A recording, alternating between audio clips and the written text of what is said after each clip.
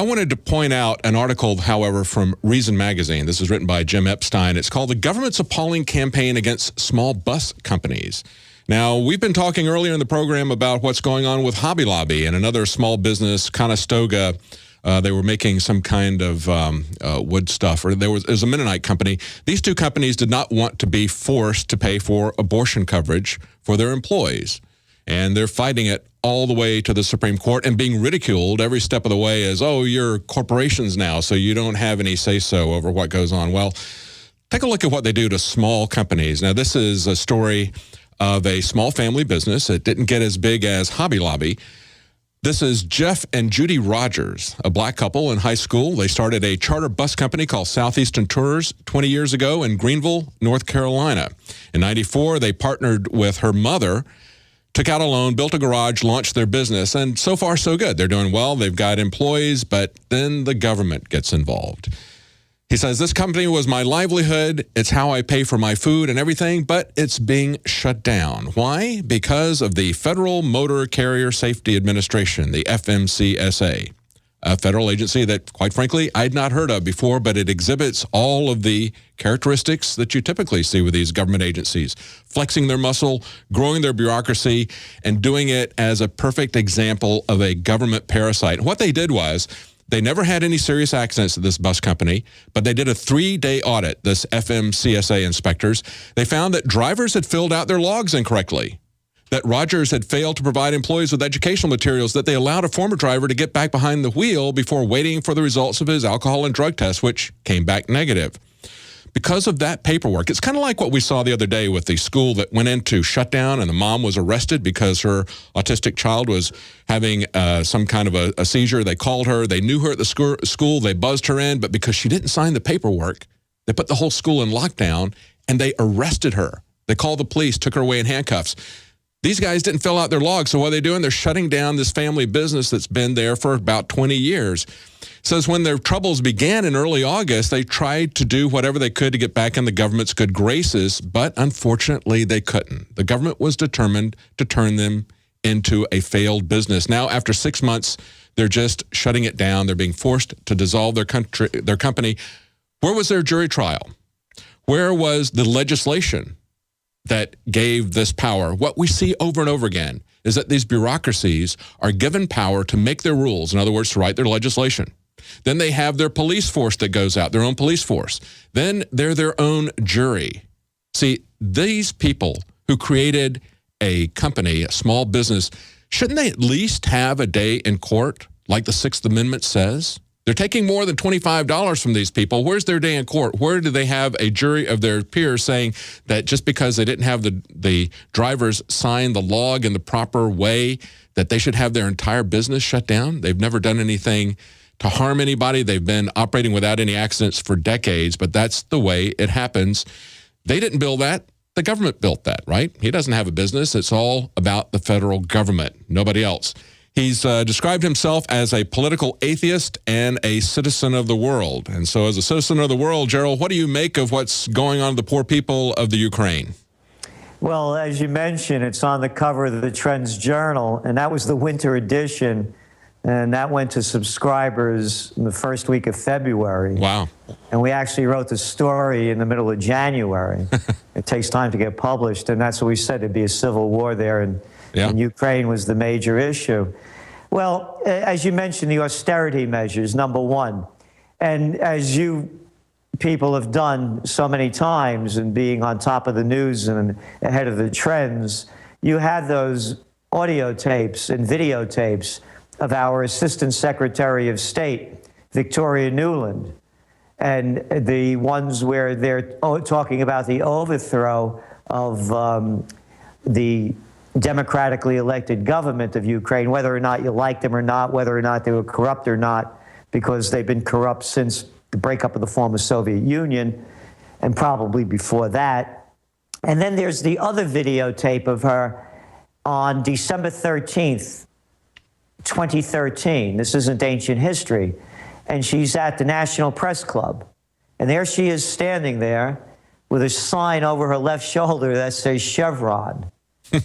And she ought to wear it like the NASCAR race dryers. Yeah, exactly. I mean, they're pimping for, the who pays them. They're putting, so they're anyway. In that talk, that's about 8.5 minutes. It won't take much out of anyone's life to listen to. She goes on to say that, which was news to me, that Ukrainians are Europeans. I didn't know that all of them were, but she informed me that they were, and that they should join the European Union. Remember that now, this is December of 2013, and to paraphrase, but almost identical to what she said, the path for Ukrainians is to take the path set forth by the International Monetary Fund. Yeah, yeah. Or as it really is, it's the International Mafia Federation. And really it is, because you better pay us because we're going to steal everything from you. Mm-hmm. And that's what all this is about. It's about the privatization, and they're already starting to do that, of expensive public resources. That's the white shoe boy name, by the way, privatization. And that means selling it to your buddies at a really cheap price and getting a kickback from it. Mm-hmm. And what they're also doing is they're putting the people into the slavery that they've done already in Spain and in Greece and in Ireland and in Portugal. I mean, look what's going on. Why would anybody in their right mind want to join the EU? And why would they want to accept austerity measures, which again is another white shoe boy word for putting you into servitude for the rest of your life? Because here's the deal. As I said, you're going to sell off all your valuable public assets to our buddies. We're going to bring in the multinational banks and the multinational corporations, and we're going to rob everything that you have. And those pensions you have, forget about them. We're going to get those taken away from you too. And we're also going to raise your taxes, and it's going to cost you more to live. So now just be a good girl and boy and behave, because the International Mafia Federation has just taken over another chunk of the world.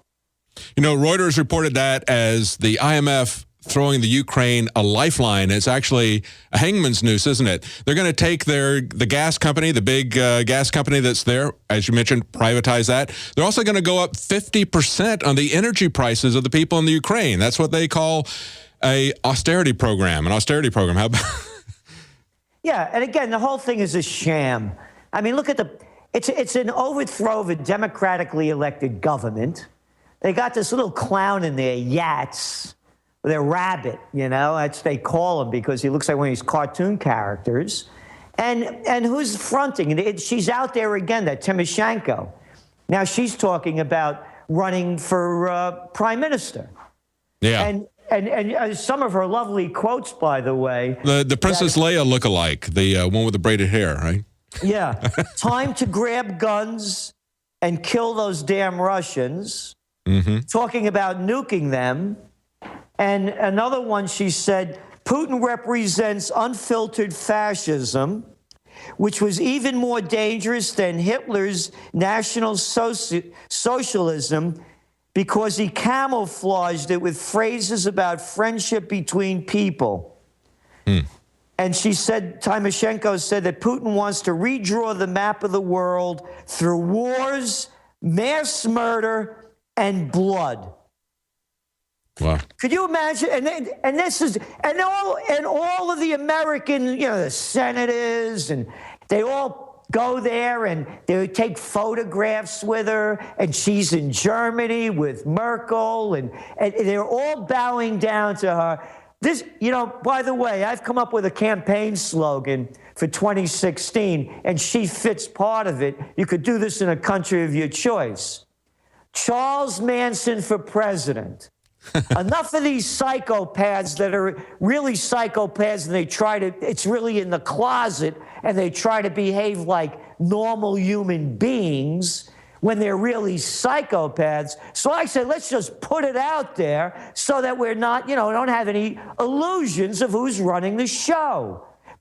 because anybody that speaks these words is out of their mind. And then, if you go, of course, it's not in the U.S. media, talking about psychopaths, U.S. human rights record chastised in UN report.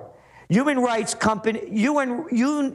Human Rights Committee raises concerns over U.S. torture, drone strikes, the death penalty, and NSA data collection.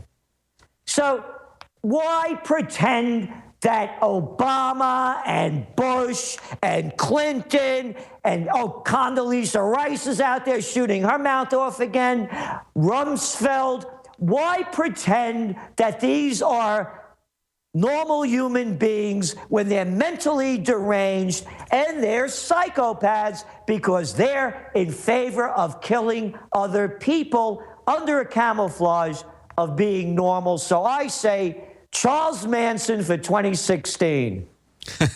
Well, they're not calling them psychopaths. They're calling them technocrats. That's what they're referring to Yachts as, comparing him to Mario Monti, the guy that Nigel Farage said, who are you to come into a country where they've got a democratically elected leadership? Who are you to come in as a Goldman Sachs banker and start dictating terms to them? But that's exactly what Yachts is going to do for the State Department, for the banks that run the State Department, for the banks that run the IMF.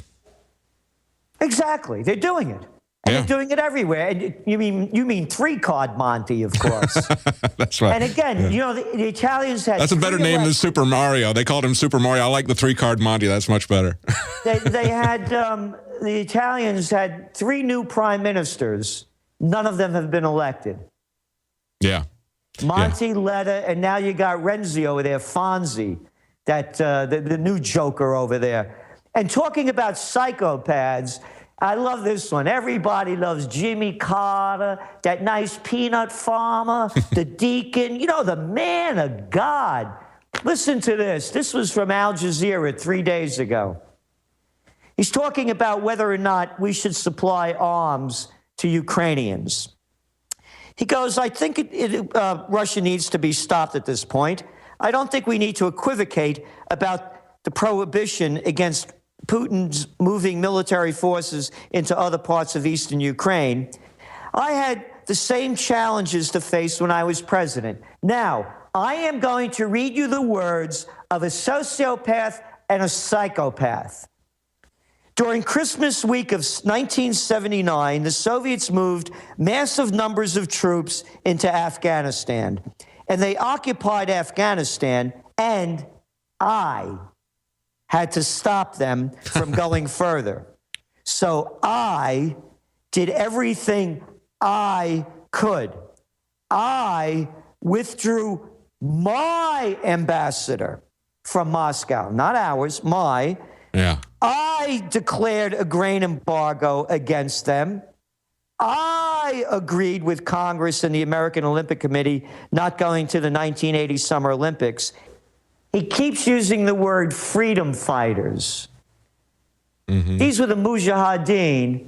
These were the Osama bin Ladens that we, the people, were giving money to under a big lie. As he pointed out, they did it in secret.